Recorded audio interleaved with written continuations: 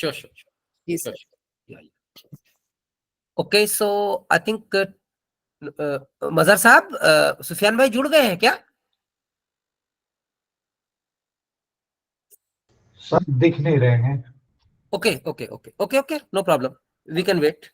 एक बार कॉल कर लिए सर आप? लिंक तो भेजा दिए थे ना? हाँ सर, लिंक तो गया है, देख लिए एक बार।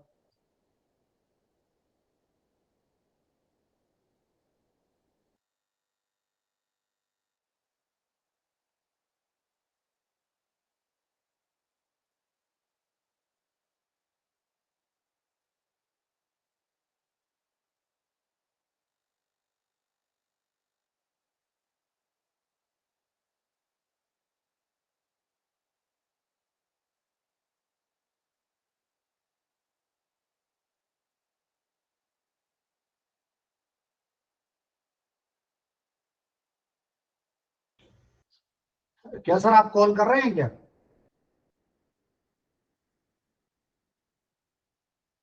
Sajid sir? Yes, sir.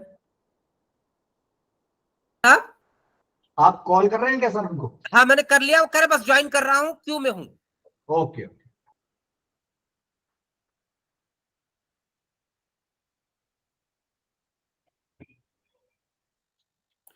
Yes, Sajid Sahab, I'm here. Sure sure sure Sufiyan भाई।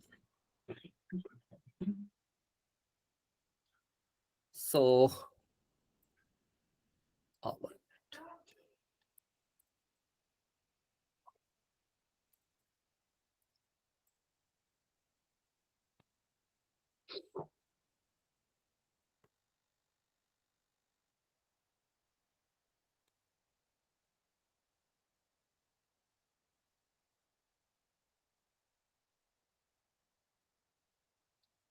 so should we start, Sufyan bhai?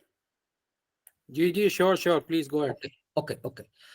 So my friends, it's my pleasure to introduce Professor M. Sufyan Beg, principal of one of the most prestigious engineering college of the country, Zakir Hussain College of Engineering and Technology, Aligarh Muslim University, Aligarh. So if you see his academic credentials, in fact, he obtained his BTech degree in electronics in 1992 with first rank from Aligarh Muslim University. Then he obtained his MTech degree in microelectronics from IIT Kanpur. Thereafter, he joined the Department of Electronics Engineering, Aligarh Muslim University, as a member of the faculty. He has been a lecturer, a senior lecturer, and then a reader in the Department of Computer Engineering at the same university. While on study leave from there, he obtained his PhD degree in the area of computer technology from IIT Delhi, India in 2004. He also visited the University of California at Berkeley as a BT Fellow from November 2005 to October 2006. He served as professor at the Department of Computer Engineering at Jamia Millia Islamia, New Delhi from March 2007 to January 2014. Over there, he also served as the head of the Department of Computer Engineering from February 2008 to February 2011. Currently, he is a professor and chairman at the Department of Computer Engineering at the Aligarh Muslim University. And as I mentioned, he is the principal also of that engineering college. Since August 2015. Professor Beg has published a book, 29 book chapters, and over 165 research papers on a wide range of topics in web mining and soft computing. And these have been published in a very, you can say, reputed journals published from the foreign countries.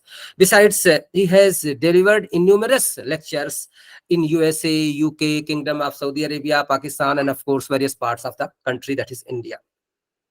He was awarded University Gold Medal in BSc Engineering examination. He has also bagged twice the Best Paper Awards and the High Quality Presentation Awards each.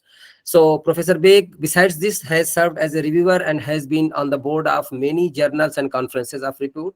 His current research interests are in the areas of parallel and distributed processing, soft computing, question answering systems, natural language processing, web mining, and searching. Besides these, you can say, academic credentials, Professor Sufyan Beg has been very active in various outreach programs. He is heading the Alumni Affairs Committee of Aligarh Muslim University, again, which is very prestigious. And under his dynamic leadership, in fact, we brought so many funds from our alumni who are in various parts of the globe. And besides this, there was one very a reputed program that was launched by Ministry of Education, that was known as LEAP program. So in this program, future vice chancellor were selected on some criteria, and they were trained in India as well as outside India, so that in the future they may become vice chancellor, efficient vice chancellor of various Indian universities. So Sufyan Bhai was also selected for that, and he has completed this LEAP program.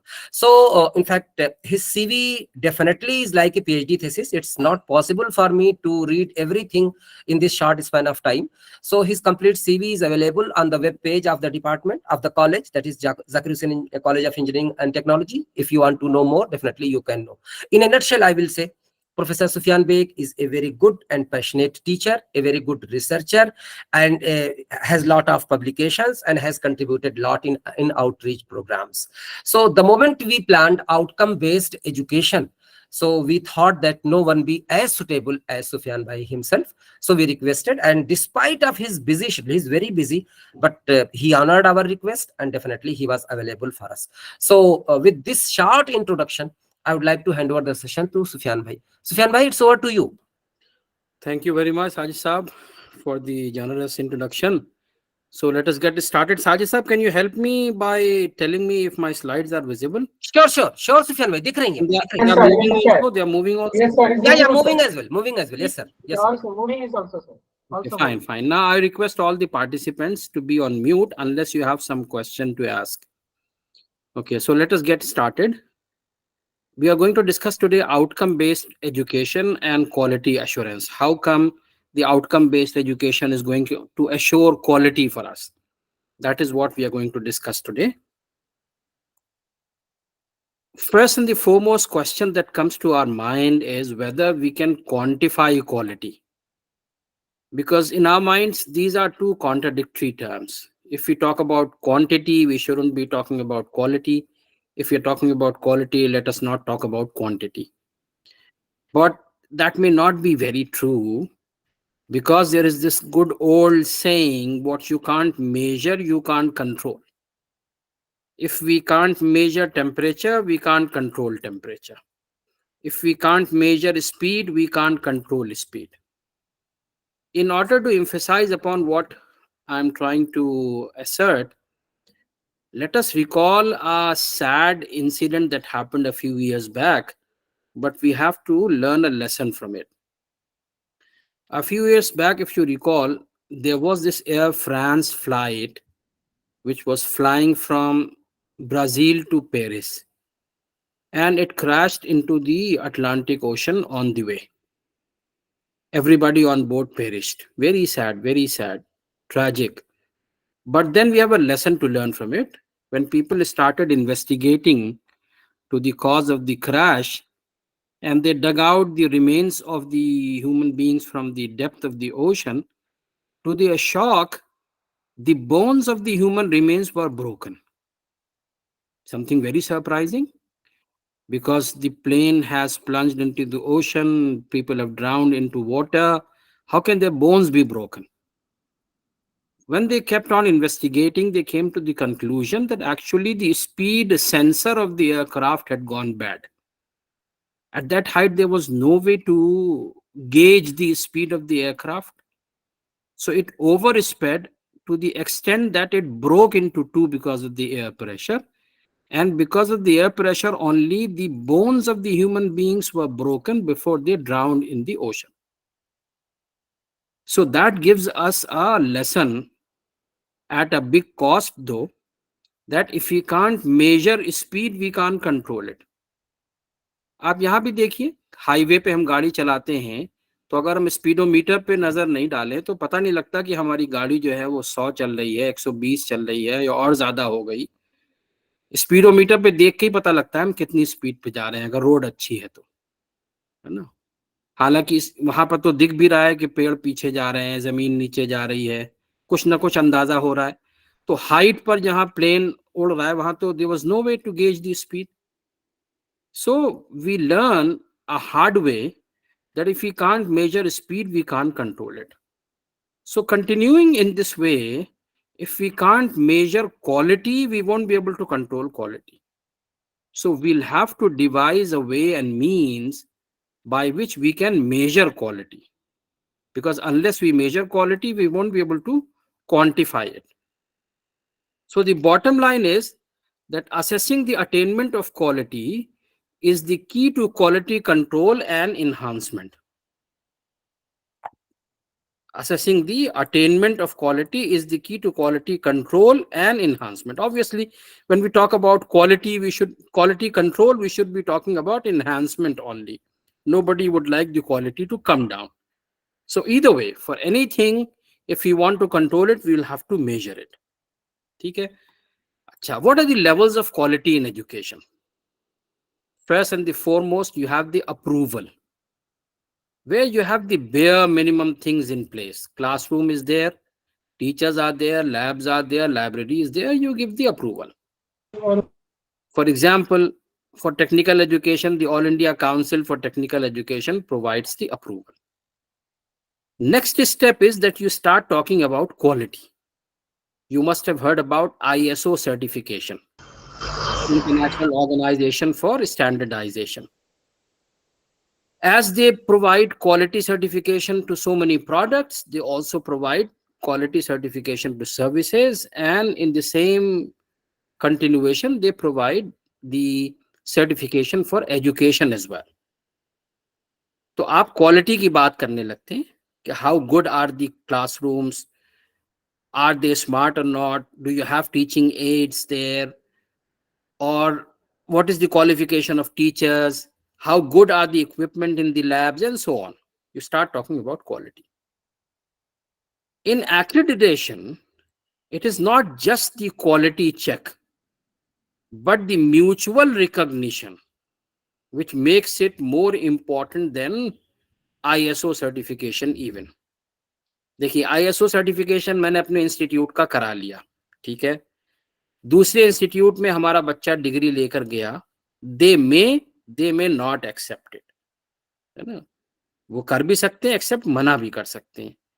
लेकिन accreditation जो होता है, that happens under an accord, an agreement by certain countries, and they agree to the effect that we will mutually recognize the degrees accredited by the respective board.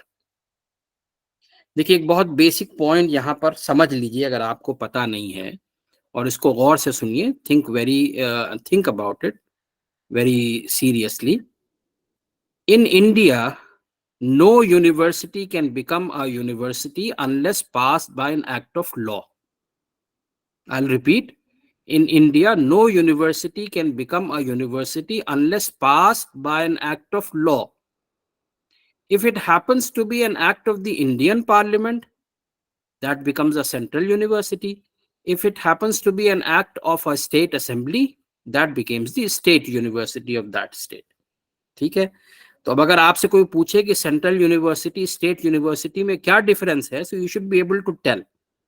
It is not about the funding, कि funding state से आ रही है कि centre से आ रही है. It's not about that, because many are private universities, funding कहीं से नहीं आ रही है, but still they are universities because the respective legislative body had passed an a law for that institution to become a university.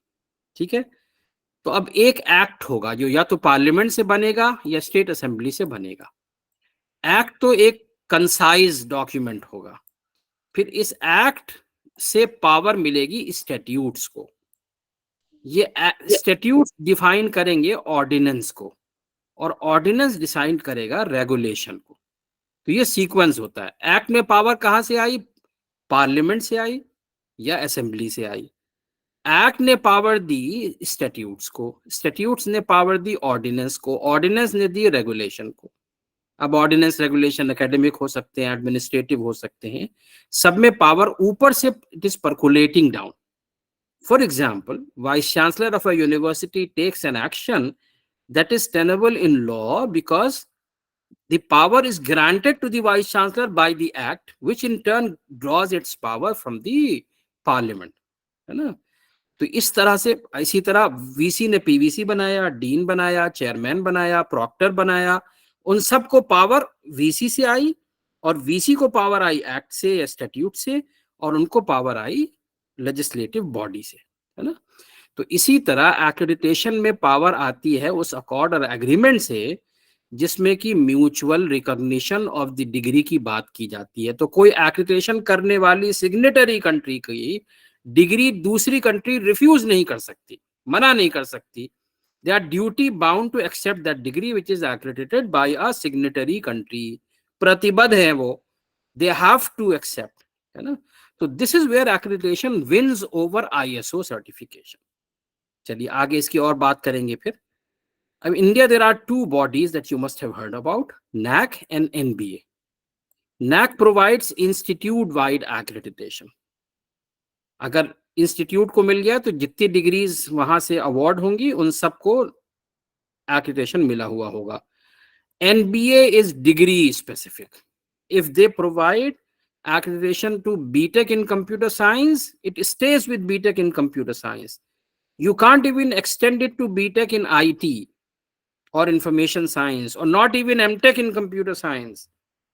ये नहीं कि मैंने MTech in electronics को accreditation करा लिया तो BTech तो हो ही गया, नहीं। Degree specific accreditation. अब दोनों की अपनी अपनी एडवांटेजेस डिसएडवांटेजेस हैं।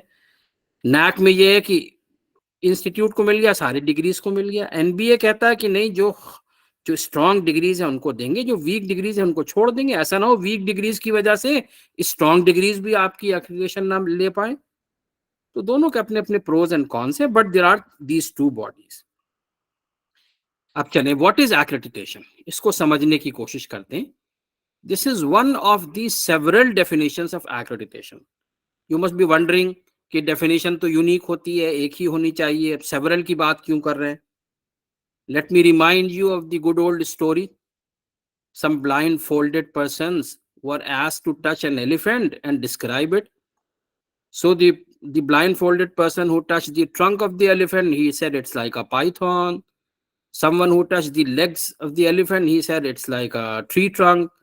Tummy of the elephant, he said it's like a wall.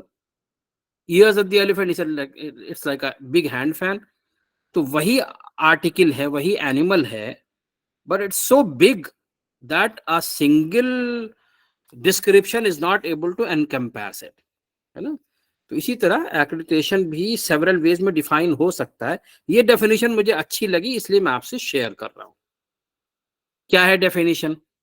Formal recognition of an educational program or institution, as the case may be, program in the case of NBA and institution in the case of NAC, by an external agency, इसको मैंने underline किया हुआ है, on the basis of impartial assessment, impartial को भी underline किया हुआ है, of the attainment of specific requirements against well defined criteria।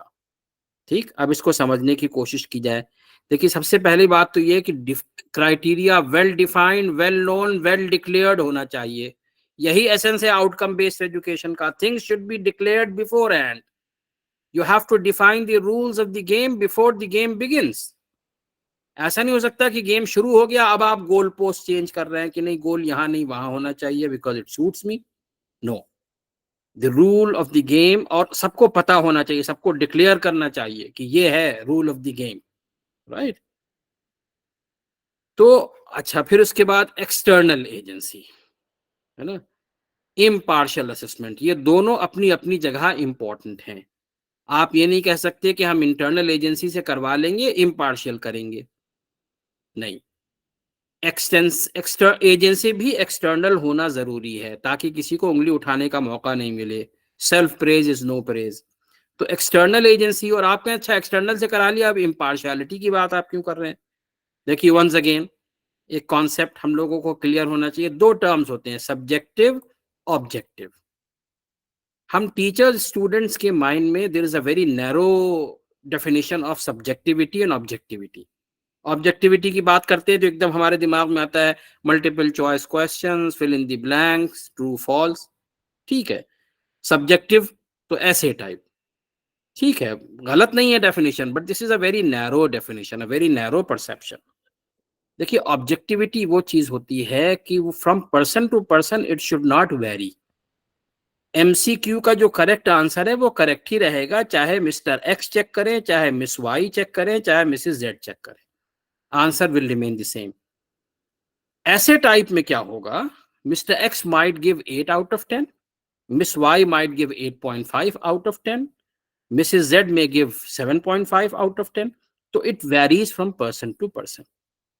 तो इम्पार्शियल असेसमेंट का मतलब यह है कि ऑब्जेक्टिव होना चाहिए, सब्जेक्टिव नहीं होना चाहिए.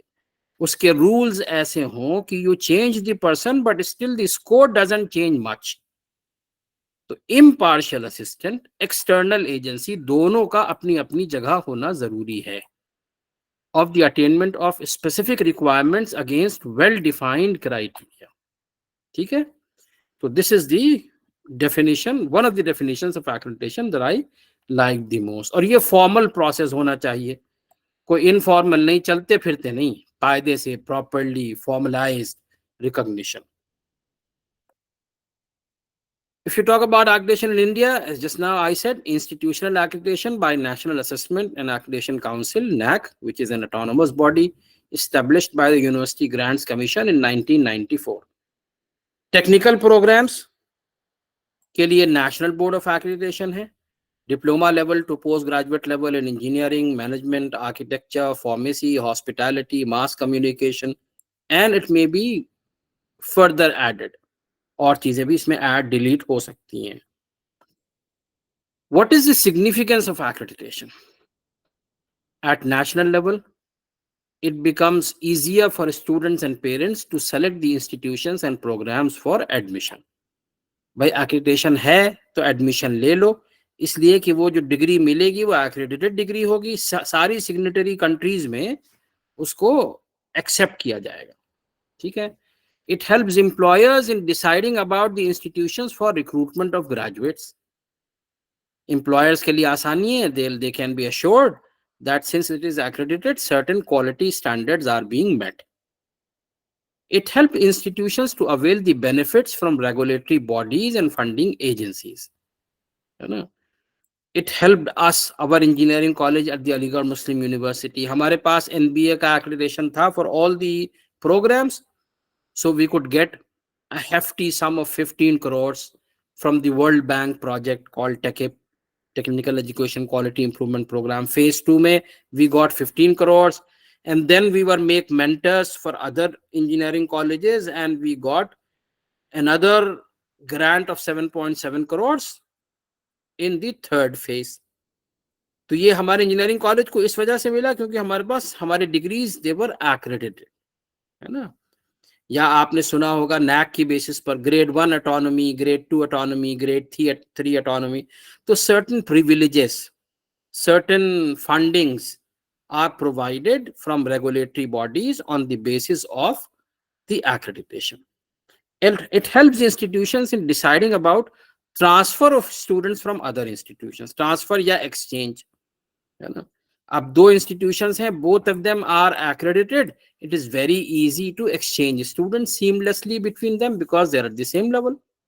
अब एक institution तो accredited है, दूसरा नहीं है, तो अब आपको बहुत सारे equalization certificates करने पड़ेंगे कि भाई वो यहाँ से student exchange हो सकते हैं कि नहीं हो सकते हैं. है ना. तो exchange of students becomes easier. तो these are the benefits at the national level. फायदे हुए. अब इंटरनेशनल लेवल पे क्या है? As I said, mobility of students for pursuing either higher studies or employment in other countries, that becomes seamless. है ना. वही अकॉर्ड की वजह से अब एग्रीमेंट साइन किया हुआ है तो आप रिफ्यूज नहीं कर सकेंगे हमारी डिग्री को. है ना. देखिए इसी की बात आगे करें. ग्लोबल मोबिलिटी जो हमने कहा उसकी बात आगे करें. There were multinational accords for mutual recognition of accrediting process and thereby recognizing the accreditation. है ना. तो अब accreditation में पावर जो आ रही है वो इस अकॉर्ड से आ रही है. जैसे एक्ट में पावर जो आई वो पार्लियामेंट या स्टेट असेंबली से आई, इसी तरह इस एग्रीमेंट से पावर आ रही है accreditation में. Washington Accord was signed in 1989 for engineering degree program. Sydney Accord in 2001 for engineering diploma polytechnic program. Dublin Accord in 2002 for engineering technician program. Seoul Accord in 2008 for professional engineers in computing and IT related fields. और भी accords होंगे. I'm just giving a few examples. अब जैसे Washington Accord, It was signed among 6 countries to begin with: Australia, Canada, Ireland, New Zealand, UK and United States in the year 1989. क्या मतलब है? Ireland अगर अपने किसी इंस्टीट्यूशन की डिग्री को एक्रेडिटेशन दे रहा है, so that will have to be accepted. That degree has to be accepted. It cannot be refused by Australia, Canada, New Zealand, UK, US. सबको उस डिग्री को मानना पड़ेगा. ऐसे न्यूजीलैंड अगर कोई डिग्री को एक्रेडिटेशन अपने बोर्ड से दे रहा है, so all the other signatory countries, Australia, Canada, Ireland, UK, US, will have to necessarily, by virtue of that accord, they will have to accept that degree. मना नहीं कर सकते हैं कोई भी. ISO सर्टिफिकेशन को मना कर सकते हैं, कोई ऐसी बाउंडेशन नहीं है. मैं कह दूं मैं नहीं मानता ISO certification, nobody can force me, है ना. तो इसी तरह ये इससे पावर आती है. So the purpose was to mutually recognize and accept the qualifications accredited by signatories. The accord at present has 15 full signatories and 5 provisional signatories. ये घटते बढ़ते रहते हैं. अब आप सोच रहे होंगे बढ़ना तो समझ में आता है, why घटना, why decreasing? देखिए मैं एग्जाम्पल देता हूं. एग्जाम्पल है, डोंट टेक इट अदरवाइज. अब यूक्रेन मान लीजिए साइन किया कोई अकॉर्ड, वहां पे वॉर हो गई, तो यूक्रेन में विदड्रॉ फ्रॉम द अकॉर्ड. अब क्या होगा? यूक्रेन की डिग्री कोई और नहीं मानेगा और किसी और की डिग्री यूक्रेन को मानना जरूरी नहीं है. विदड्रॉ नहीं करेगा तो और कोई कंट्री कहेगी भाई हमारा स्टूडेंट गया, आप उसको लीजिए, एक्सेप्ट कीजिए. वो कहेगा मैं तो वॉर जोन में, मैं नहीं कर सकता एक्सेप्ट, तो you withdraw from the accord. तो कम भी हो सकते हैं, ज्यादा भी हो सकते हैं. अच्छा, अब देखिए, members of Washington accord have outcome based accreditation. तो आउटकम बेस्ड एजुकेशन में पावर कहां से आई? इस वॉशिंगटन अकॉर्ड से आई. इसलिए आउटकम बेस्ड एजुकेशन पढ़ना जरूरी हो गया, क्योंकि इस अकॉर्ड पे अगर हम साइन कर रहे हैं तो हमें आउटकम बेस्ड एजुकेशन करना जरूरी है ना. अब ये कुछ सिग्नेटरीज हैं, लिस्ट घटती बढ़ती रहती है, इंडिया भी ऐड हो गया इसके अंदर. चलिए आगे चलते हैं. एक्रेडिटेशन मॉडल्स क्या क्या हो सकते हैं?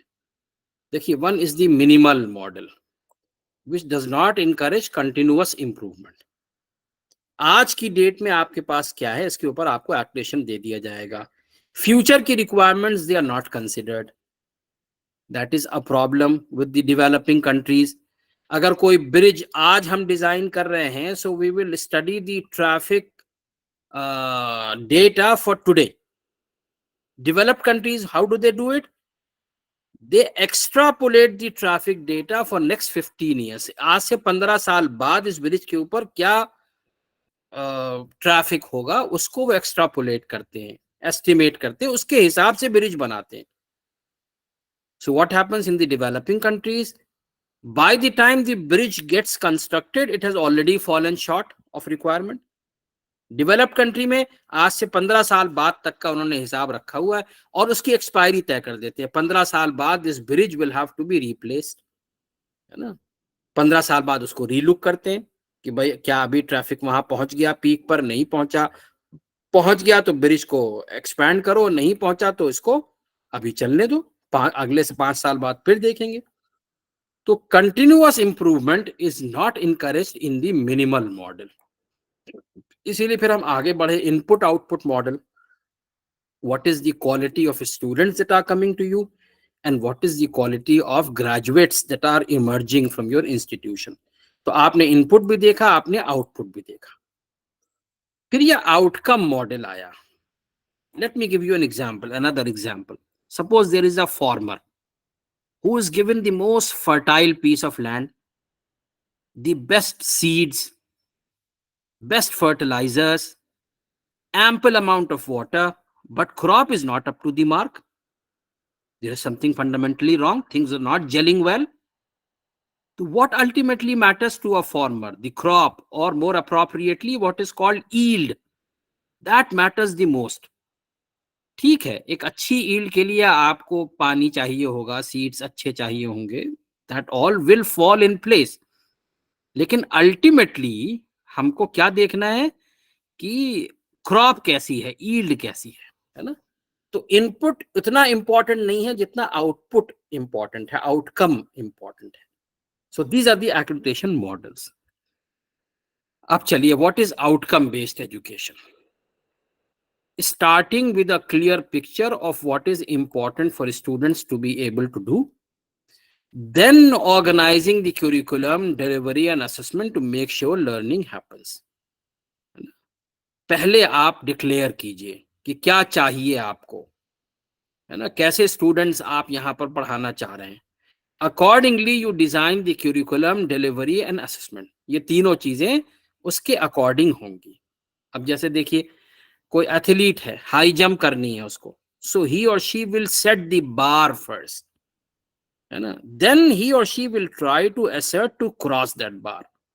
ऐसा नहीं देखा होगा आपने कि भाई हम पहले कूद लेते हैं, हाई जंप कर लेते हैं, then you measure how high have I jump. Bar पहले सेट की जाती है. वेट लिफ्टर है ना, तो वो पहले वेट सेट करता है, फिर जोर लगा के उसको उठाता है, उठा लेता है तो और वेट ऐड करता है. ऐसी हाई जंप अगर उसको क्रॉस कर लेता है तो फिर बार को रेस करता है ना. You might be wondering that I'm giving the examples from athletics and we are talking about from games and we are talking about education. So let me give you an example from education as well. If you pick up any good book, in the beginning of every chapter, the author will specify what all you expect to learn from this chapter. क्या फायदा होता है? How does it help you?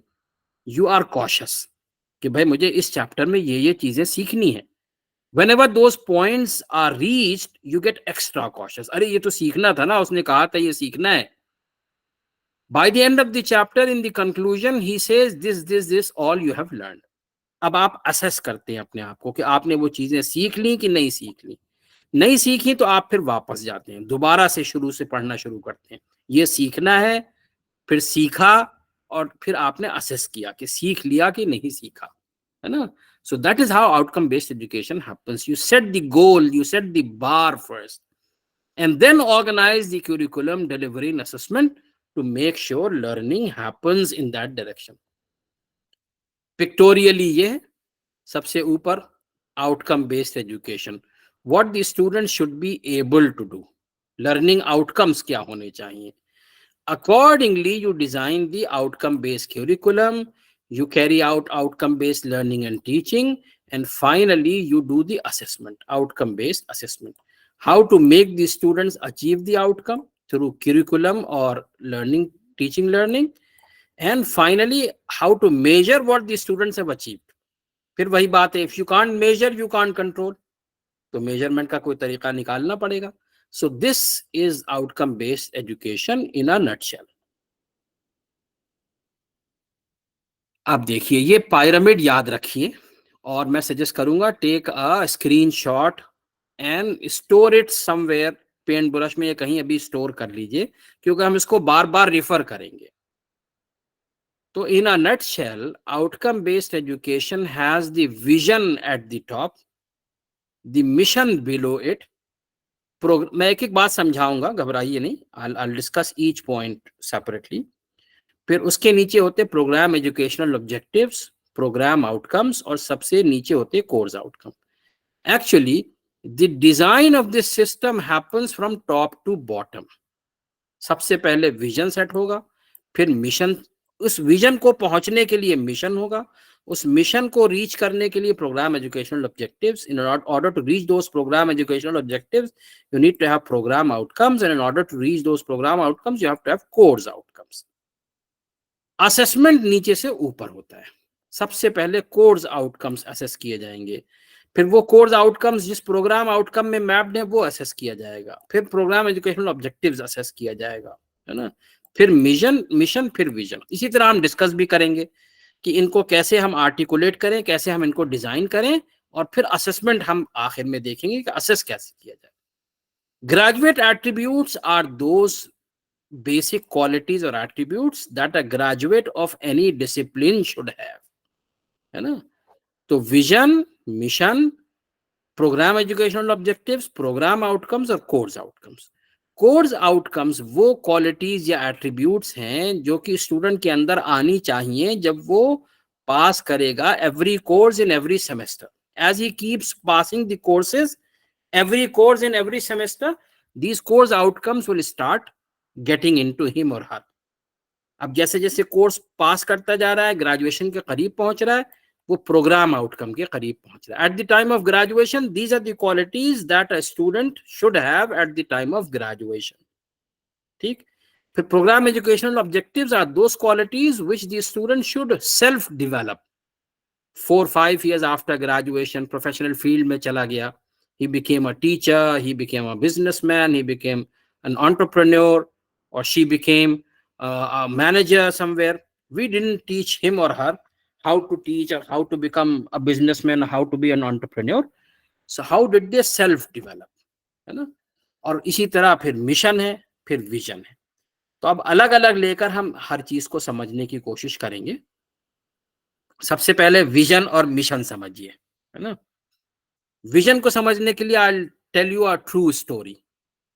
When we were students of engineering way back in late 80s early 90s, we had a professor of mechanical engineering who had an old Fiat car. Those were the times when only two cars were here in India, either Fiat or Ambassador. Any third car was taken to be an imported car. तो उनके पास old Fiat car थी. At the back of that car there was a sticker which said, when I grow up I want to be a Rolls Royce. Sounds funny. Old Fiat car having a sticker, when I grow up I want to be a Rolls Royce.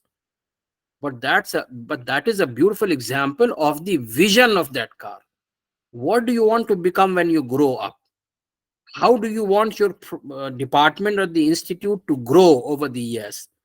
Say 20 years, 30 years, 50 years down the line. So that is the vision. है ना, कहते हैं ना बहुत visionary आदमी है, मतलब he has a very clear vision of what he or she wants to become.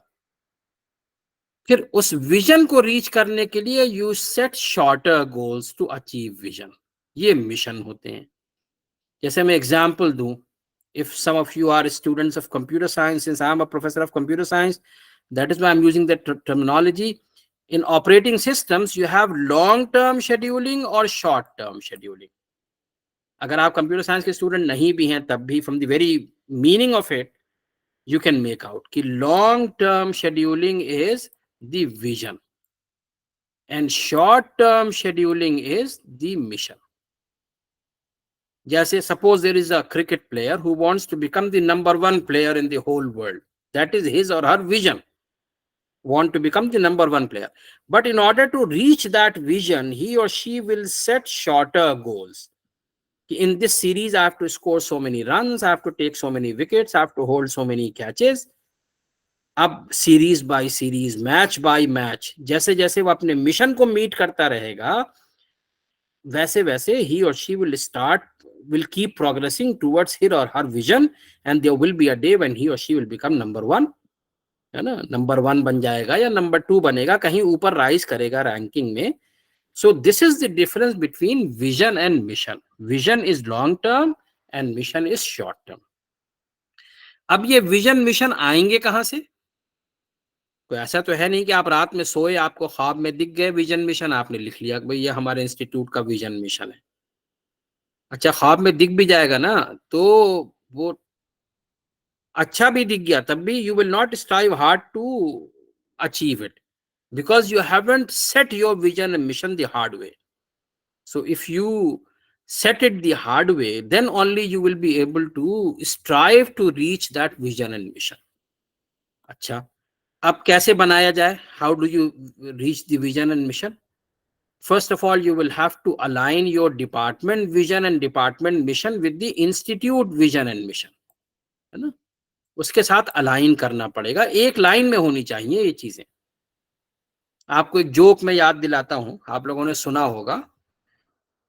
There were these 4 friends. So they thought that let us buy a car and put it as a taxi. तो उन्होंने car खरीदी, चारों उसी में बैठ गए, दिन भर बैठे रहे, किसी ने हायर नहीं की. भाई क्यों नहीं हायर की? तो मानो वो चारों खुद ही बैठे हुए थे अंदर, तो किसी को खाली दिख नहीं रही थी. तो nobody hired their taxi. उनको समझाया गया नहीं भाई तुम टैक्सी से बाहर रहो, वो खाली दिखेगी तब तो लोग उसको हायर करेंगे. अच्छा, नेक्स्ट डे गाड़ी जो स्टार्ट नहीं हो रही है. They kept pushing it the whole day but it didn't move an inch. भाई क्या वजह है, तो मालूम हुआ 2 लोग तो आगे से पीछे धक्का मार रहे थे, दो पीछे से आगे धक्का मार रहे थे, तो गाड़ी कैसे बढ़ती आगे, वो अपनी जगह रही। तो ऐसा ना हो कि इंस्टीट्यूट विजन मिशन तो एक तरफ ले जा रहा है और डिपार्टमेंट विजन मिशन दूसरी तरफ ले जा रहा है, एक आगे से पीछे ले जा रहा है, एक पीछे से आगे ले जा रहा है ना। तो ऐसा ना हो, they should be aligned in one direction, तब तो इंस्टीट्यूट तरक्की करेगा, डिपार्टमेंट तरक्की करेगा, है ना। अच्छा, अब आप सोच रहे होंगे कि हम डिपार्टमेंट विजन मिशन की बात कर रहे हैं तो इंस्टीट्यूट विजन मिशन कहाँ से आएगा, वो क्या आसमान से उतरेगा? नहीं, department vision I am discussing because you are all young faculty members. अभी आप डिपार्टमेंट विजन मिशन सेट करेंगे, आगे चल के आप प्रिंसिपल, डायरेक्टर, वाइस चांसलर बनेंगे तो आप इंस्टीट्यूट विजन मिशन भी सेट कर रहे होंगे। At that point of time, you will have to align yourself with the institute, with the vision of the founder of the institute, या जो भी मैनेजमेंट है उसके विजन से आप अपने आप को अलाइन कर रहे होंगे। Things have to be aligned. In fact ये जो पूरा ट्रायंगल है ना, पूरा पिरामिड है, things have to be align with each other. Vision, mission, PEO, PO, CO, ये सब अलाइन होने चाहिए एक दूसरे से, right. So after you align your department vision and mission with the institute vision and mission, you do a consultative process from the faculty, from the industry, from the management, data on future. Tabhi to that will not remain a minimal model. You have to see what is the futuristic data. You look at the professional bodies, what are they, what do they want you to become. You look at parents कैसा चाहते हैं कि उनके बच्चे कैसे पढ़ें, आप सबसे कंसल्ट कीजिए, डेवलप दी वर्जन 1.0, फिर वापस ले जाइए उसको, देखिए is it aligned with the institute vision and mission और नॉट। अगर अलाइनमेंट में कोई कमी है ना, आप लोग जो लोग गाड़ी चलाते होंगे तो उसका व्हील अलाइनमेंट किया जाता है ताकि आगे के व्हील पीछे के व्हील अलाइन रहे। नहीं अलाइन होंगे तो एक तरफ से टायर जो है वो घिसने लग जाएगा, है ना। तो ऐसा ना हो कि आपके इंस्टीट्यूट या डिपार्टमेंट का टायर घिसने लगे, they have to be align with each other. तो अलाइनमेंट सही कर लीजिए, फिर फैकल्टी, इंडस्ट्री, मैनेजमेंट को दिखाइए वर्जन 1.0, वो फिर कुछ सजेस्ट करेंगे, फिर आप 2.0 लाइए।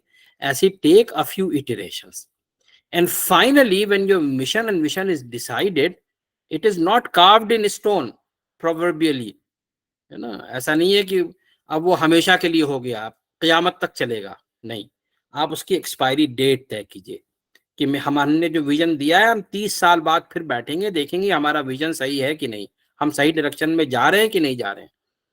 अगर सही जा रहे होंगे हम कंटिन्यू करेंगे, नहीं जा रहे होंगे तो हम उसको मॉडिफाई करेंगे। ऐसी मिशन 20 साल बाद, 15 साल बाद हम बैठेंगे, देखेंगे हमारा मिशन है, 10 साल बाद हम बैठेंगे, देखेंगे मिशन सही है, विजन की तरफ ले जा रहा है, नहीं ले जा रहा, right. So that is how you articulate the vision and mission. अब मैं एग्जाम्पल दे रहा हूं, जैसे हमको अपने इंजीनियरिंग कॉलेज का बनाना था, विच इज एन इंस्टीट्यूट, तो आई हैड टू और we had to look at the vision of the founder of the university, Sir Syed Ahmad Khan. So in line with the vision of the founder, the Zakir Hussain College of Engineering and Technology has always stood for peaceful coexistence, academic excellence and scientific temper. ये 3 चीजें हमको देखनी थी, peaceful coexistence, academic excellence and scientific temper.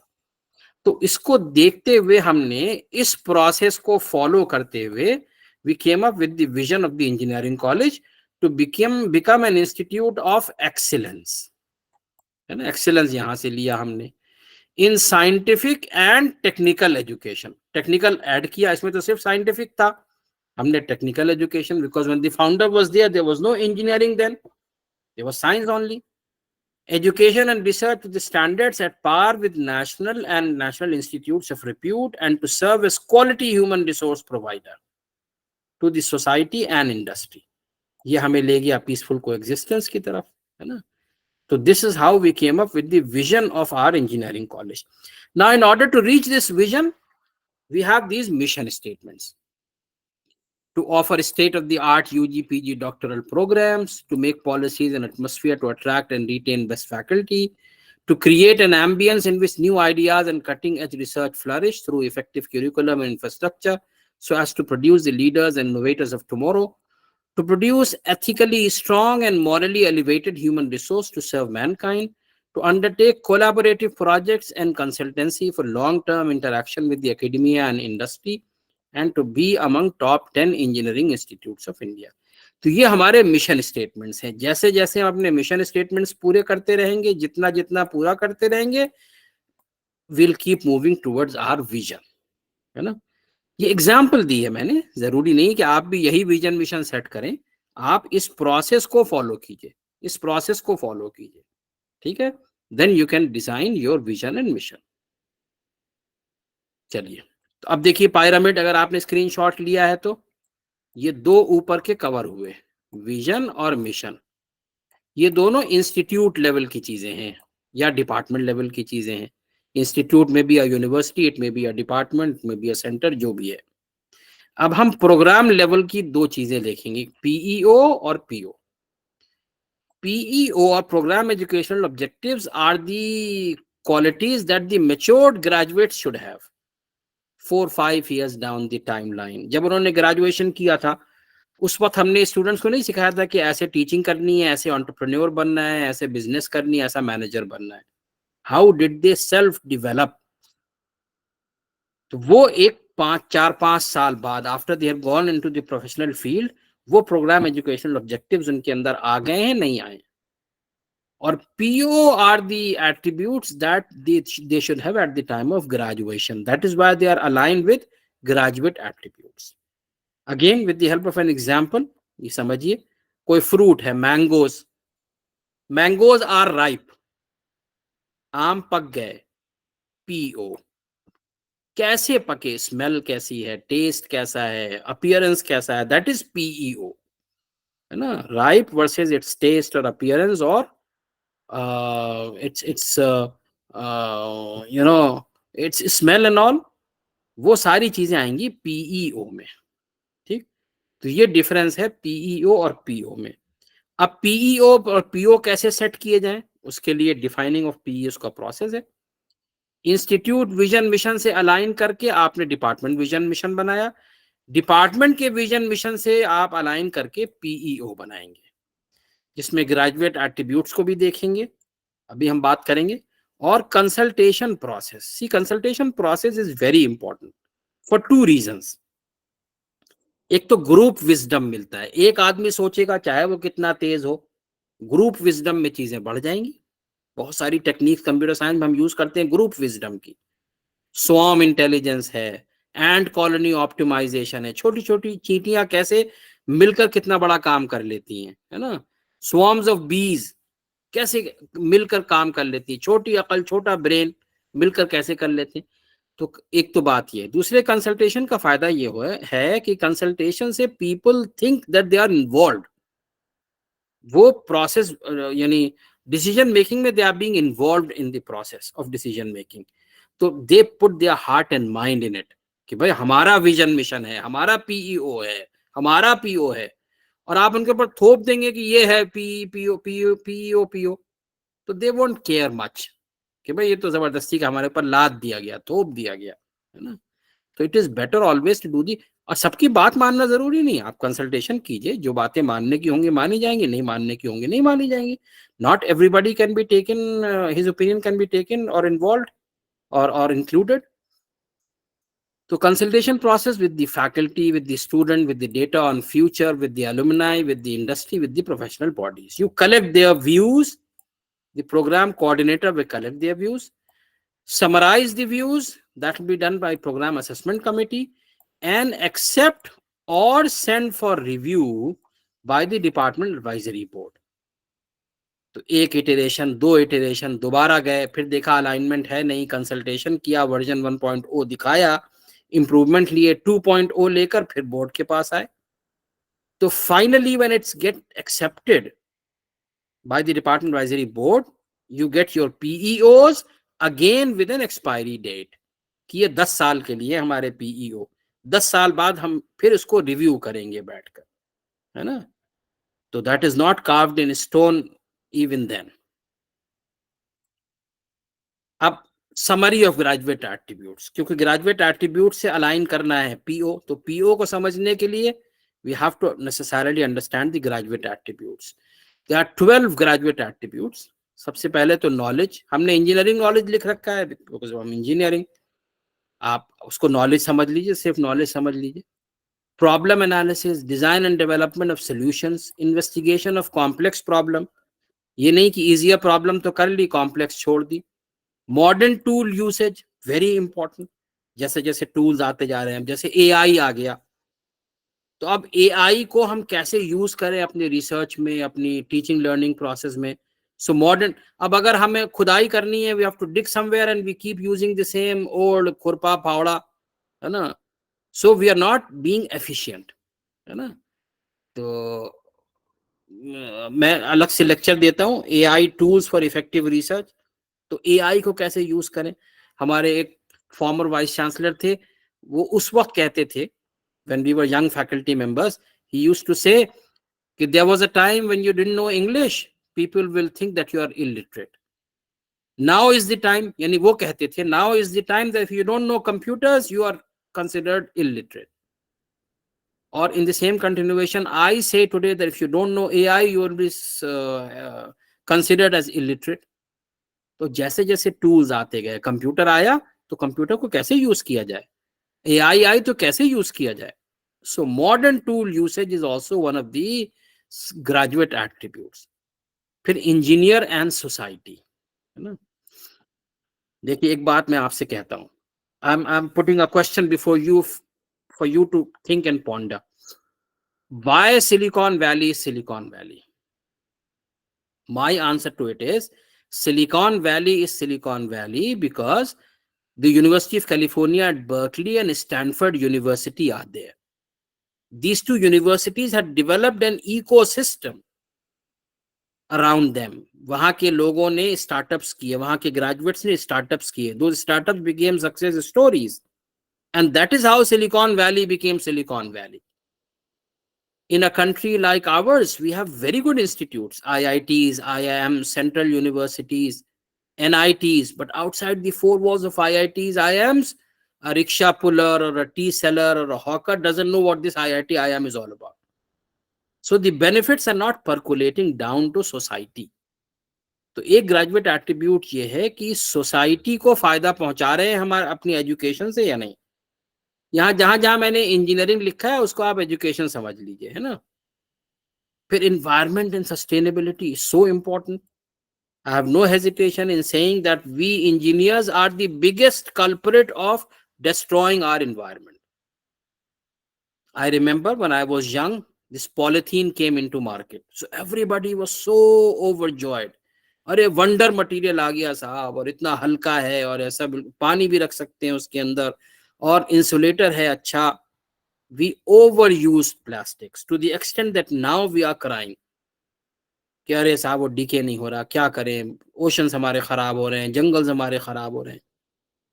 और एक जगह मैंने पढ़ा, we learn from history that we do not learn from history, we learn from history that we do not learn from history, we haven't learn our lessons yet. आज की date में हम solar energy इतनी बात कर रहे हैं, इतने सोलर पैनल लगा दिए, we are not thinking that 20-25 years down the line when we will be discarding all these solar panels, ये कहाँ जाएगा वेस्ट। तो बिल्कुल वही पॉलिथीन वाला केस हम अभी भी कर रहे हैं। मैं ये नहीं कह रहा हूं कि आदमी सोलर एनर्जी ना यूज करे या पॉलिथीन ना यूज करे, there has to be a way to control things, है ना। हम ओवरडू कर जाते हैं चीजें। फिर ऐसी एथिक्स की बात होती है, आप एक इंजीनियर में से एथिक्स निकाल दीजिए, एक इंजीनियर पूरा देश बेच खाएगा। सो ethics is very important in all forms of education. Individual and team work, अच्छा प्लेयर वो है जो सिंगल्स भी अच्छा खेले, डबल्स भी अच्छा खेले, टीम प्लेयर हो, ये नहीं सिर्फ अपना स्कोर कर रहा है ना। तो इंडिविजुअल एंड अकेले रिसर्च करनी अकेले भी करेंगे, अकेले सीखना अकेले भी सीखेंगे, टीम के साथ सीखना टीम के साथ सीखेंगे। Communication is so important. देखिए मैं एक बात कहता हूं, the only difference between the modern medicine and surgery and the traditional systems, चाहे वो हमारा आयुर्वेद हो या यूनानी सिस्टम ऑफ मेडिसिन हो, the only difference is communication. Modern medicine surgery has they have developed only because they kept communicating. अब वो heart transplant की बात करने लग गए, एनिमल का हार्ट लगा दिया ह्यूमन बींग्स में, कितना डेवलप कर गए वो। और हमारे वैद और हकीम ने क्या किया कि जो कुछ उनका नॉलेज थी वो अपने साथ लेके कब्र में या शमशान में चले गए, अपने बेटे तक को नहीं सिखाया। So everybody had to reinvent the wheel, had to start from scratch. तो that is why communication is very important, कि जो कुछ हम करें, चाहे सही करें चाहे गलत करें, उसको कम्युनिकेट करें कि भाई मैंने ये तरीका निकाला था, मैं इसमें फेल हुआ, तुम मत फॉलो करना, मैंने ये तरीका लिया था, मैं इसमें सक्सीड हुआ, तुम इसको फॉलो करना, है ना। There is this famous English cricketer, he writes in his autobiography, Alec Stewart, he writes, I learned more from my defeats than from my victories. When you are victorious, you are overjoyed. You overlook your shortcomings because you have won anyway. It is when you get defeated that you sit down with your heads bowed down and you introspect, where have I gone wrong? You improve upon it. And the next time you try to become a winner. तो communication बहुत important है, चाहे सही हमने किया हो चाहे गलत किया हो, कम्युनिकेट कीजिए उसको। फिर life long learning, the study doesn't end the day we graduate, it begins that day. कोई बीटेक करके कहे काम खत्म, कहा जाएगा नहीं भाई काम तो अब शुरू होगा। एमबीबीएस करके कोई कहे काम खत्म, नहीं भाई अब शुरू होगा काम। So life long learning, we have to keep learning till our last breath, सिर्फ रिटायरमेंट नहीं, टिल आवर लास्ट ब्रेथ। फिर project management and finance, everything runs on money, so finance is important, management is also very important. अब bridge design कर रहे हैं flood से बचने के लिए, और डेडलाइन थी, हमने तब तक कंप्लीट नहीं किया, फ्लड आ गया तो जो कुछ काम था वो भी बह गया, सारे पोल्स जो भी हमने पिलर्स बनाए थे सब बह गए। तो project management and finance is also very important aspect. तो ये समरी ऑफ ग्रेजुएट एट्रीब्यूट्स हैं that we have to keep in mind and we have to align our POs with that, है ना। ये इसी की डिटेल है जो मैंने अभी डिस्कस कर लिया आपसे, communication, life long learning, project management and finance. I am skipping these slides because we are running short of time. So program outcomes, है ना, वही pyramid, विजन मिशन ऊपर, फिर पीईओ, और हम पीओ पर हैं। तो POs are narrower statements that describe what students are expected to know and be able to do by the time of graduation. What are the guidelines for the POs? Program outcomes basically describe knowledge, skills and behavior of students as they progress through the program as well as by the time of graduation. They should not be too broad.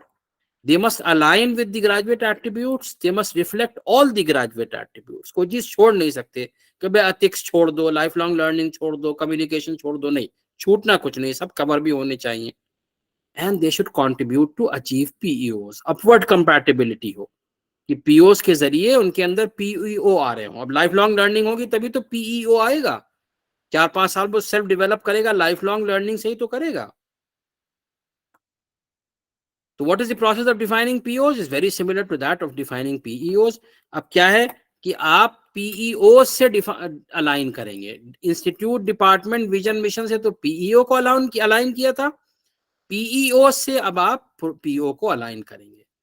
Consultation process, faculty, student, data on future, graduate attributes, professional bodies, alumni, industry, collect views, program coordinator will do, summarize views, program assessment committee will do, accept or review by department advisory board, है ना। और फिर finally when you get it, it is defined POs for a certain period of time, उसके बाद हम इसको review करेंगे। फिर एक नई टर्म आई है प्रोग्राम स्पेसिफिक आउटकम। क्या फर्क है पीओ और पीएसओ में? There is one-to-one alignment of PO with GA. GA 12 तो PO भी 12. Program specific outcomes on the other hand are lesser in number and specific to a program. मैं फिर एक एग्जांपल देता हूं. Don't take it in political sense or any other sense, but this example is meant to make you understand the difference between PO and PSO. देखिए, MA in history Aligarh Muslim university में पढ़ाया जाएगा, MA in history BHU में पढ़ाया जाएगा, MA in history JNU में पढ़ाया जाएगा। ठीक है, 3 universities, all 3 are running MA in history. Their POs will remain the same. चाहे AMU में हो, BHU में हो, JNU में हो, their POs will remain the same. But they may have different PSOs depending on the focus of the department in that university. PO तीनों जगह same रहेगा. PSO at the Aligarh Muslim University might be medieval history. PSO at Banaras Hindu University may be ancient history. PSO at JNU might be modern history. तो वहां का focus क्या है, उसके हिसाब से आप PSO बनाइए. या केमिस्ट्री, कहीं पर PO तो सब जगह MSc इन केमिस्ट्री का सेम होगा, लेकिन कहीं पर PSO एनालिटिकल केमिस्ट्री होगी, कहीं ऑर्गेनिक केमिस्ट्री होगी, कहीं इनऑर्गेनिक केमिस्ट्री होगी. Depending on what focus that department offers, you can have less number but focused PSOs. तो ये डिफरेंस है PO और PSO में. अब आखिरी चीज जो पायरामिड की है वो COs हैं, है ना. COs जो हर कोर्स के होंगे. पहली बात तो ये कि they should be student focus not professor focus, यानी लर्निंग ओरिएंटेड हो, कवरेज ओरिएंटेड नहीं कि हमने अपने हिसाब से CO, नहीं, बच्चे के हिसाब से, स्टूडेंट के हिसाब से बनाइए CO.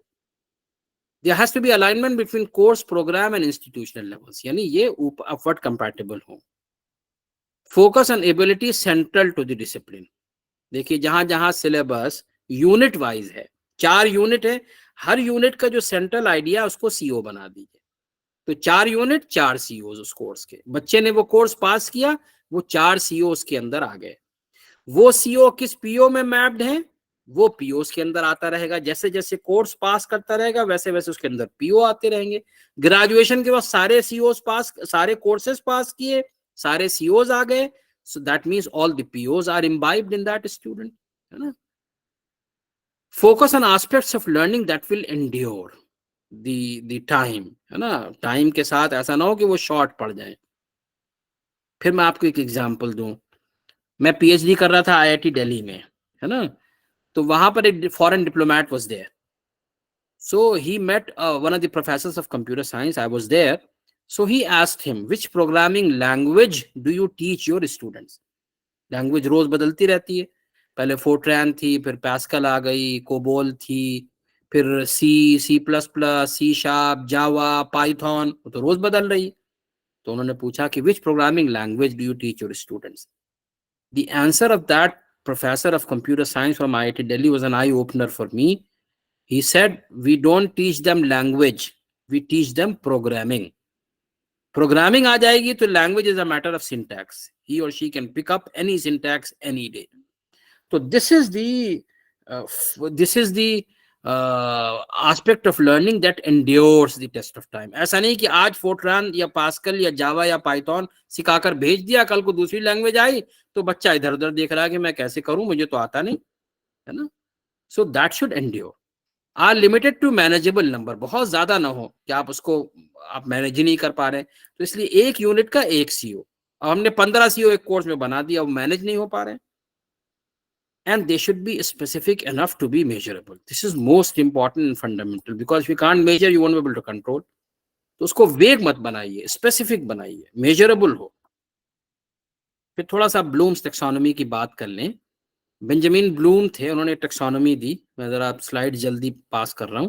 ये है ब्लूम्स टेक्सोनॉमी. सबसे पहली चीज तो नॉलेज है, फिर उससे ऊपर का लेवल है कॉम्प्रिहेंशन, फिर उसका एप्लीकेशन, है ना. नॉलेज, दुनिया गोल है, बच्चे ने बैठ के रट लिया दुनिया गोल है, दुनिया गोल है, दुनिया. नॉलेज तो हो गई, मतलब क्या है दुनिया गोल है. Is it circular, is it spherical, is it oval, is it flat on the poles, क्या है मतलब, है ना. तो वो कॉम्प्रिहेंशन है. फिर एप्लीकेशन की, दुनिया गोल है, रोटेट कर रही है, रिवॉल्व कर रही है, रोटेशन से दिन रात बदल रहे हैं, रिवोल्यूशन से सीजन्स बदल रहे हैं, तो वो एप्लीकेशन की तरफ जाए. ठीक है.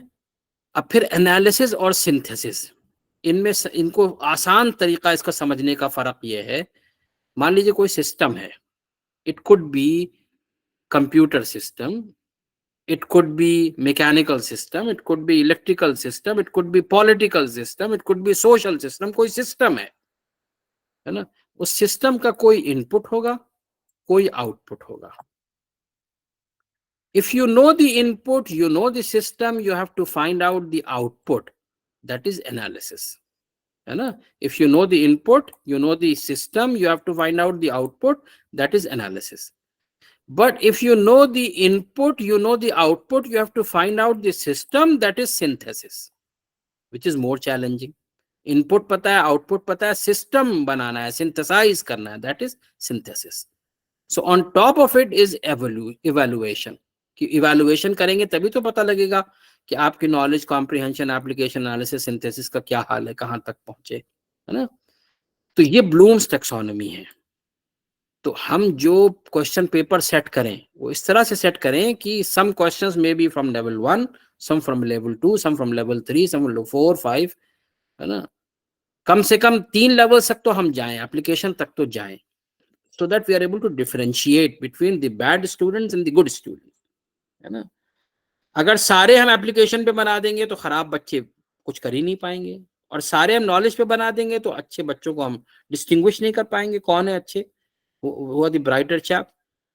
एनालिसिस, सिंथेसिस, इवैल्यूएशन हमारे प्रोजेक्ट्स में होंगे, डिसर्टेशन में होंगे, उसके अंदर आएंगी ये चीजें, है ना। तो ये ब्लूम्स टैक्सोनॉमी लेवल्स हैं।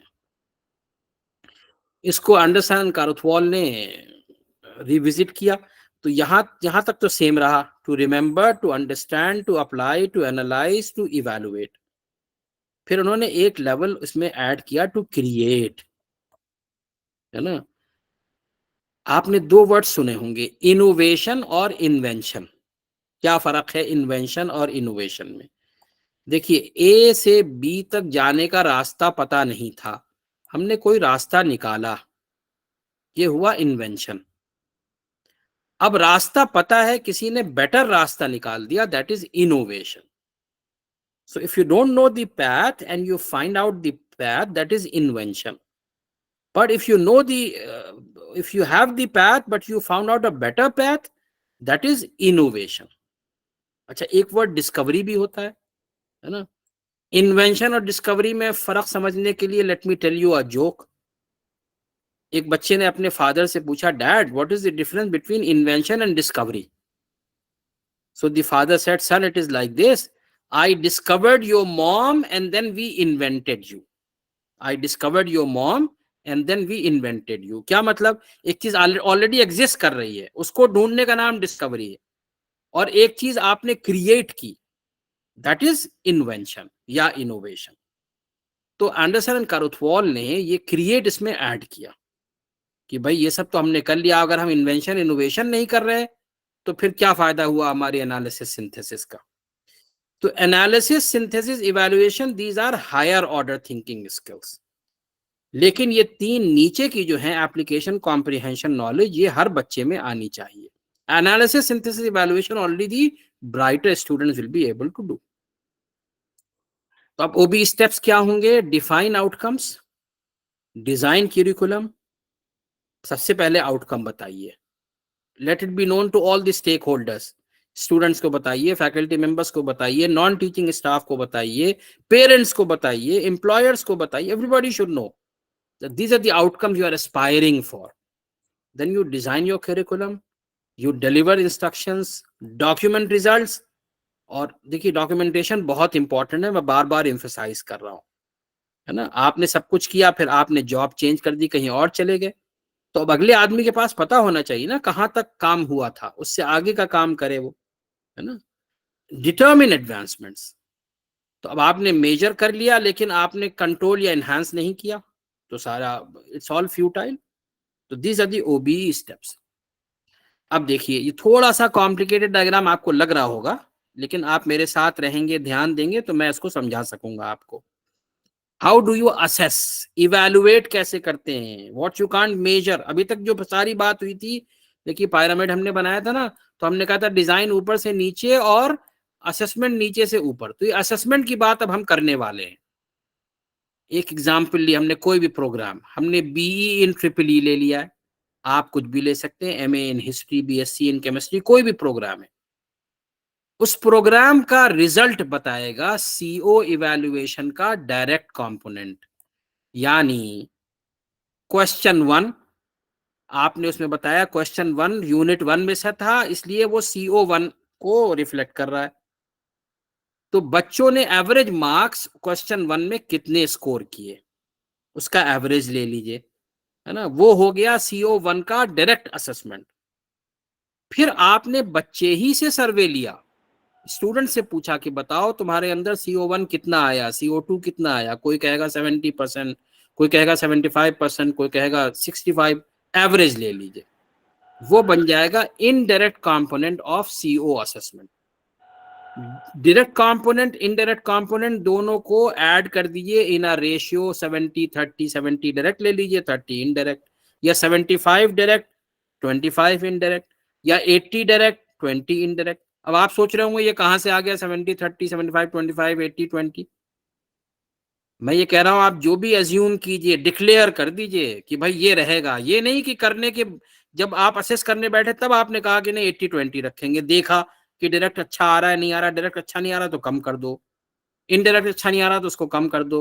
Don't change the rule of the game. सबको बताइए हम ऐसे असेस कर रहे हैं, ठीक है? तो उस क्वेश्चन में, वो क्वेश्चन किस सीओ को रिफ्लेक्ट कर रहा है, उसमें एवरेज मार्क्स कितने हैं, ठीक है? वो हो गया डायरेक्ट कंपोनेंट, और बच्चों ही से जो आपने फीडबैक लिया उसका एवरेज हो गया इनडायरेक्ट कंपोनेंट। अब ये हो गया आपका सीओ इवैल्यूएशन, दोनों को कंबाइन करके। CO evaluation becomes the direct component of PO evaluation. वो सीओ जिन जिन पीओ में मैप्ड है उनका डायरेक्ट कंपोनेंट मिलेगा सीओ के इवैल्यूएशन से। फिर आप गए एलुमनाई सर्वे, एग्जिट सर्वे, है ना? एलुमनाई से आपने पूछा कि आप क्या समझते हैं PO1 आपके अंदर कितना आया था जब आप यहाँ पढ़े थे। ऐसे ही एग्जिट सर्वे मतलब eight the time of graduation, ask the students how much do you think that you've got PO1 in you, PO2 in you, PO3, PO12 in you, average ले लीजिए। एलुमनाई एग्जिट का दोनों का equal component में, या जो भी आप डिसाइड करें, डिक्लेयर कर दीजिए पहले कि हम एलुमनाई का लेंगे 15%, एग्जिट सर्वे लेंगे हम 10%, और डायरेक्ट कंपोनेंट लेंगे हम 75%। जो भी है उसको पहले से डिक्लेयर कीजिए। That will become the direct component of PEO evaluation. उसका इनडायरेक्ट कंपोनेंट कहां से आएगा? एलुमनाई सर्वे और एम्प्लॉयर सर्वे। एम्प्लॉयर से पूछिए कि आज से 5 साल 10 साल पहले हमारे यहाँ से ये बच्चे पढ़ के गए थे, आपके यहाँ टीचर हैं, मैनेजर हैं, एंटरप्रेन्योर हैं, कैसा काम कर रहे हैं। इसी तरह वो एलुमनाई जो 4-5 साल पहले पढ़ के गए हैं उनसे पूछिए कि आपको क्या लग रहा है आपके अंदर PEO कितना है ना? इसमें ये वाले तो सारे एलुमनाई होंगे, but these are the senior alumni only, क्योंकि हम PEO इवैल्यूएशन की बात कर रहे हैं। तो इन दोनों को, ये हो गया डायरेक्ट कंपोनेंट PEO का, और ये आ गया इनडायरेक्ट कंपोनेंट PEO इवैल्यूएशन में। तो इससे इसी तरह ये कंटिन्यू करेगा। PEO का evaluation will become the direct component of mission. Indirect component आप सर्वे लीजिए, सोसाइटी से लीजिए, गवर्नमेंट से लीजिए, अदर स्टेक होल्डर से लीजिए, पेरेंट्स से लीजिए। फिर वो बन जाएगा indirect component of vision assessment. उसको आप इनडायरेक्ट कंपोनेंट आप लीजिए स्टेक होल्डर से सर्वे, है ना? तो this is how the assessment continues. अब ये तो असेसमेंट हो गया, लेकिन ये असेसमेंट सब बेकार है अगर आप मेजर तो कर लिया, कंट्रोल ना करें। तो जो आपका मेजर्ड CO है उसको आप टारगेट CO से कंपेयर कीजिए। इसीलिए देखिए यहाँ पे प्लस माइनस रखा है, यहाँ पर सब जगह प्लस प्लस था, डायरेक्ट इनडायरेक्ट को ऐड कर रहे थे हम, है ना? और यहाँ हम प्लस माइनस, डिफरेंस देखिए, टारगेट से हम कितना नीचे रह गए, ऐसे टारगेट PO और अचीव्ड PO से हम कितना नीचे रह गए, ऐसे टारगेट PEO और अचीव्ड PO से हम कितना पीछे रह गए। ठीक, उन सब को आप ऐड कीजिए, propose the improvement that will be done by OBE admin, and the next time you run the program that will be a better program. अब नेक्स्ट साइकिल में फिर आप direct component indirect component CO का, फिर वो बन जाएगा direct component PO का, इनडायरेक्ट कंपोनेंट फीडबैक से लीजिए वो बन जाएगा PEO का, और फिर टारगेट से कंपेयर कीजिए, फिर कम रह गए, फिर और what should be the improvement, और टारगेट अचीव हो गया तो नेक्स्ट टाइम टारगेट ऊपर कर दीजिए, बढ़ा दीजिए, बार रेस कर दीजिए, है ना? So this is how this block diagram works for assessment as well as control. तो इस एक ब्लॉक डायग्राम में दोनों चीजें हैं, असेसमेंट भी है और कंट्रोल भी है। अब ये वो समरी है जो मैंने आपको डिस्क्राइब कर दी। PEOs में क्या क्या हो सकता है, एम्प्लॉयर सर्वे, एलुमनाई सर्वे, कुछ और ले सकते हैं। POs में assignments, examinations, end of course COs में assignment, examination, projects, group task वगैरह वगैरह। You think of it, whatever you think of, declare it. अब डायरेक्ट में course performance, number of students pass once every semester, indirect में placement record ले सकते हैं, higher studies record, कितने बच्चे हायर स्टडीज में गए, है ना। इनडायरेक्ट में एलुमनाई सर्वे भी आप ले सकते हैं। फिर पीओ असेसमेंट में आप बाइनरी ले सकते हैं, भाई पीओ अचीव हुआ नहीं हुआ, या उसको ग्रेडेड रखिए, कितना अचीव हुआ कितना अचीव नहीं हुआ, है ना। ये सारे आपके इनडायरेक्ट असेसमेंट टूल्स हैं। Course outcome feedback, exist student alumni feedback, industrial feedback, वो भी दो तरह का, वोकेशनल या समर ट्रेनिंग एंड इंटर्नशिप की है तो वहां से फीडबैक ले लिए, jobs in the industry, job की है जो एम्प्लॉयर से लीजिए। फिर इंटरनेशनली नेशनली नॉर्म एग्जामिनेशंस, कितने बच्चों ने गेट पास किया, उनके परसेंटाइल कितनी है, नेट कितनों ने किया, जीआरएफ किया नहीं किया, CAT, GRE, IELTS, TOEFL, all these may be taken as the indirect assessment tools. You think of it but declare it beforehand. अब ये सारा हो गया तो इवैल्यूएशन फॉर इंप्रूवमेंट कैसे करें, इंप्रूवमेंट करें। Results of assessment is used for three things, तीन डायमेंशन। म्यूट कीजिए, हेलो म्यूट कीजिए। एक डायमेंशन होगी क्यूरिकुलम को इंप्रूव कीजिए, दूसरा होगा कि आप कोर्स डिलीवरी असेसमेंट को इंप्रूव कीजिए, और तीसरा होगा कि आप अपने पीओ को ही रिवाइज या रीडिफाइन करिए। यानी आपने टारगेट बहुत ऊपर रख दिया, आप पहुंच ही नहीं पा रहे हैं, तो भाई टारगेट नीचे भी कर सकते हैं, है ना। तो चेंज द पीओज और रिवाइज द पीओज आल्सो। तो आपको three dimensional approach for improvement लेनी पड़ेगी, या तो क्यूरिकुलम चेंज कीजिए, या डिलीवरी चेंज कीजिए, या अपने लर्निंग आउटकम को ही आप चेंज कीजिए। तो ये ओबीई फ्रेमवर्क हुआ। देखिए ये लेवल ऊपर वाला जो है that is institute level, institutional assessment, जिसमें मिशन विजन आ गया। फिर ये ग्रीन वाले जो है ये प्रोग्राम लेवल है ना, और ये नीचे वाले जो है वो कोर्स लेवल है, जिसमें syllabus, teaching methods, learning activities, assessment tools, और ये कंटिन्यूअस साइकिल है, देखिए चल रही है। या आपने असेसमेंट किया फिर इंप्रूवमेंट किया, फिर असेसमेंट किया फिर इंप्रूवमेंट किया, so it should continuously improve.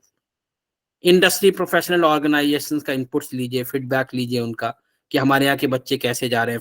Feedback is always helpful. अब प्री एप्लीकेशन क्राइटेरिया होते हैं, कभी 9 कभी 10, ये तो घटते बढ़ते रहते हैं, but OBE that philosophy remains the same. अच्छा, रूब्रिक बहुत इंपॉर्टेंट चीज होती है, that rubric makes it objective.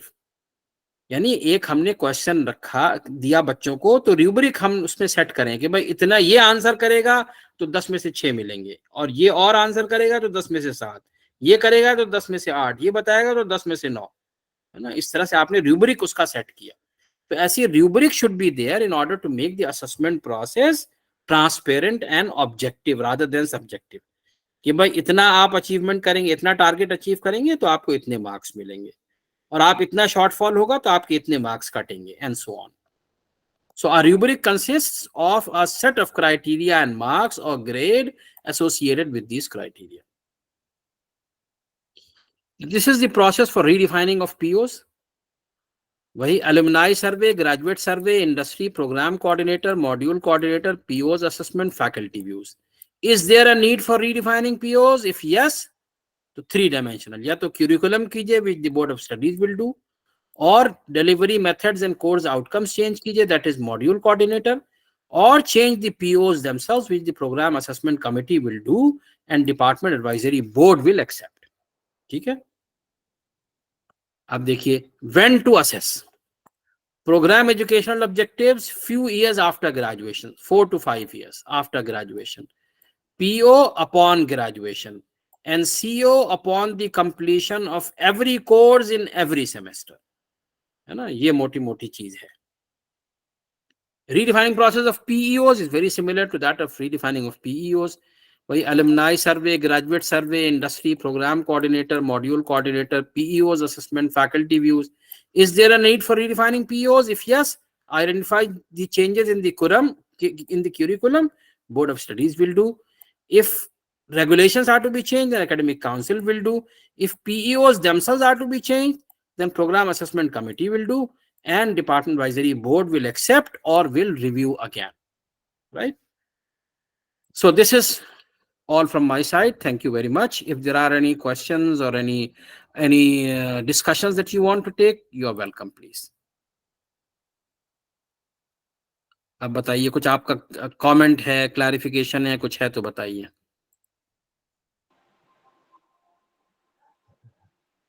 Sir, hello, sir. Ji Good बताइए। evening. Good evening. Yes. I have a clarification in need that before NEP, there are systems that there is someone who is studying in honors in English. She or he can study by MA in journalism or anything. But now, what will happen after NEP if any student got a degree in English, suppose? Whether he or she can does his degree, MA degree in the journalism, etc. हो सकता है क्या sir? हाँ हाँ, क्यों नहीं हो सकता? अभी क्या होगा? Yes, yes, why not? Why not? Lot of flexibility is there. Yes. And if anybody, suppose he or she has a major subject is English, and minor is suppose history, suppose minor. So in which subject he or she will do the MA degree? English, or he or she can also do his MA degree in history, minor subject. उसमें ऐसा होगा, extra credits के साथ वो MA in history भी कर सकेगा, और जो यूजुअल क्रेडिट्स है उसके साथ MA इंग्लिश कर सकेगा। सर प्लीज एक बार एक्सप्लेन कीजिए ना, एक बार एक्सप्लेन कीजिए क्या होगा? एक्स्ट्रा क्रेडिट्स, जैसे मान लीजिए पांच कोर्सेज के साथ MA इंग्लिश मिल जाएगा, लेकिन MA हिस्ट्री करना है तो माइनर डिग्री हिस्ट्री थी ना, तो 5 नहीं 7 कोर्सेज करने पड़ जाएंगे। ओह अच्छा अच्छा अच्छा, 7 कोर्सेज मतलब 4th सेमेस्टर में तो 7 कोर्सेज तो हो जाएगा ना 4th सेमेस्टर में? हाँ, उसको नहीं हो सकता है 4 में ना कर पाए, 5 में कर पाए, या अच्छा एक्स्ट्रा कोर्सेज ले ले हर सेमेस्टर में। अच्छा, हर सेमेस्टर में एक कोर्स ले लिया। अच्छा अच्छा अच्छा, okay sir, thank you sir, thank you. अच्छा, you welcome. Any other comment, any other suggestion, any other clarification? बताइए, और कोई कुछ पूछना चाह रहे हैं? So may I? Yeah, please go ahead. क्या आपने बोला ना कि CEOs की आपने बात की है। For example, if I am teaching any subject, for example economics, उसने आपने बोला उसमें अगर 4 units है, there will be 4 CEOs. हाँ, है ना? तो sir better to have 4 CEOs. They are manageable, lesser in number and so on. चलिए खैर आगे बताइए जी। जैसे 4 यूनिट्स में फर्दर डिवीजन है चैप्टर्स की, 5 चैप्टर आते हैं सपोज एक यूनिट में, तो फिर हर यूनिट में से सिंगल सीईओ या फिर वी कैन हैव 2 और 3 keeping in mind the length. देखिए, नीड बेस्ड होगा। हमने मोटी मोटी गाइडलाइन आपको बता दी। जी अब जी, आप मान लीजिए हर यूनिट में 5-5 चैप्टर हैं, तो उस हिसाब से आप 20 सीईओ बना लेंगी। 20 CEO that will not be manageable. Yes that मैं कॉम्प्रेस कर सकें, जहां कॉम्प्रेस कर सकें, it is better to compress. जी जी जी जी, क्योंकि हमारे पास टाइम कम है ना। 4-5 सीईओ होने चाहिए और ज्यादा नहीं हो। सर मैक्सिमम कितने हो सकते हैं अगर हम कहें एक आइडियल सीईओस अगर हम बात मैंने करें? बताया ना आपको, 4-5, maximum 6, not more than that. Okay, अगर वो बनाए हैं तो फिर ये भी देखना पड़ेगा ना कि हम whether we will able to achieve that CEOs और नॉट। हाँ, यस यस, क्योंकि हमारे सारी गाइडलाइन आपको बताई ना। मैनेजेबल नंबर होना चाहिए, मेजरेबल होना चाहिए, and it should be central idea should be captured. ऐसा ना हो कि सेंट्रल आइडिया मिस हो गया। ठीक है, आपने बोला कि सीईओज अगर नहीं अचीव हो पा रहे हैं तो हम फिर दोबारा फ्रेम करके देखेंगे। फॉर एग्जांपल अगर मेरे पास एक ग्रुप है स्टूडेंट्स का ना, तो मेरे पास 4 मंथ्स है, suppose I am teaching in semester system, 4 months है। Now in the May exams आ जाएंगे और नेक्स्ट में वो सेकंड ईयर में, सेकंड सेमेस्टर में हो जाएंगे, तो वो मेरे फर्स्ट ईयर सेमेस्टर के अगर अचीव ही नहीं हो पाए तो फिर मैं कैसे तो नेक्स्ट बैच में आप अचीव करेंगी। उस बैच से वो बैच तो निकल गया। हाँ जी, आप टारगेट पे नहीं पहुंच पाई, आप टारगेट से शॉर्ट रह गई। जी नेक्स्ट ईयर जो होगा ना उसमें, जी जी जी, हाँ okay okay sir, thank batch you. जब आएगा, बिल्कुल आप वो एग्जाम्पल जहन में रखिए, दिमाग में रखिए। जो जंप वाली मैंने बात बताई थी ना, कि आप नहीं जंप कर पाए, आपकी बार गिर गई, तो आप क्या करते हैं? दोबारा से दौड़ते हैं ना। ये थोड़ी कि आप उसी में पीछे आके फिर दोबारा से कूद जाते हैं, नहीं ना। आप पूरा पीछे आते हैं, पूरा रन अप लेते हैं, एंड सो ऑन। वो एक्चुअली कई बार होता है ना, जो बेस होता है फर्स्ट सेमेस्टर का, वो बेस आगे सेकंड में आता है, आगे से फिर शुरू करेंगे ना, पीछे वाला भी क्लियर करना पड़ेगा मतलब पहले। नहीं, उस बैच का नहीं होगा क्लियर, अब अगले बैच का क्लियर होगा। Okay okay, will leave that. Okay, thank you sir. चलिए, और कोई कुछ बोलना चाहेंगे? So very excellent lecture. Oh, I'm thank highly you. impressed with you. Thank you very much. Thanks for paying attention to the lecture. चलिए ठीक है, then I'll take your leave. All the best. और slides मैं share कर लूँगा साजिद साहब से. He will distribute these slides to you so that you can refer to them later as well, right? Thank you, sir. Okay. Thank you. Okay. Thank you. All the best. Very nice, sir. All the Thank you, best. sir. Nice lecture.